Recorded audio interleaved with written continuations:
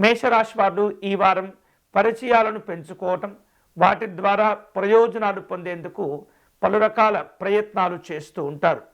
ఆత్మీయుల నుండి అందుకున్నటువంటి సమాచారాలు చాలా ఉత్సాహాన్ని కలగచేస్తుంటాయి. చాలా కాలంగా తాము పడుతున్న ఇబ్బందులకు మంచి పరిష్కారాలు లభిస్తాయి.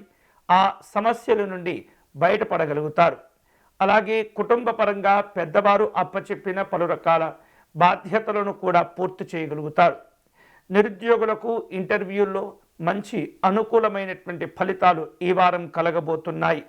ఆర్థిక పరిస్థితులను జాగ్రత్తగా అంచనాలు వేసుకొని కార్యక్రమాలు రూపొందించుకునే ప్రయత్నం చేయండి. ఆస్తులకు సంబంధించినటువంటి అంశాల్లో అనుకూలతలు కలుగుతాయి. పలు రకాల ఒప్పందాలను కూడా కుదుర్చుకోగలుగుతారు. ఆలయాలు, ఆశ్రమాలు సందర్శిస్తుంటారు. ధార్మిక సంబంధమైనటువంటి కార్యక్రమాల్లో పాల్గొంటూ ఉంటారు. వ్యాపారస్తులు తమ తమ నైపుణ్యాలను ప్రదర్శిస్తూ మంచి మంచి ప్రయోజనాలు కూడా పొందగలుగుతుంటారు. ఉద్యోగపరమైనటువంటి అంశాల్లో, విధుల్లో చక్కని అనుకూలమైనటువంటి ప్రయోజనాలు పొందుతుంటారు.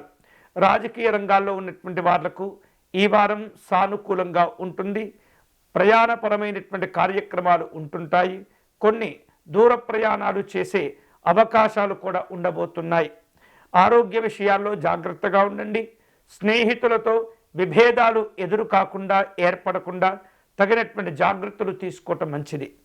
ఈ వారం శుభకరమైనటువంటి ఫలితాలు పొందే క్రమంలో మేషరాశి వాళ్ళు సత్యనారాయణ స్వామి యొక్క ఆరాధన చేసుకోవటం, అర్చన చేసుకోవటం మంచిది. సత్యనారాయణ స్వామి వారిని తులసీ దళములతో పూజించే ప్రయత్నం చేయండి.